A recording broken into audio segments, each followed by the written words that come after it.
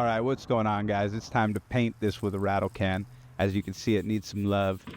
I sanded with some 220, then some 400, then get right into it. It was previously spray painted black by me, so it has a nice coat of black underneath the sand, and then it just kind of stacks. Blow it all off, get it clean. Make sure you going around the edges if you're doing this at home, kids. Edges first, that way the overspray from doing it after doesn't kill your shine. Shine on, kids. Wait a couple days for it to dry. Throw the pieces on. Listen to the birds chirping.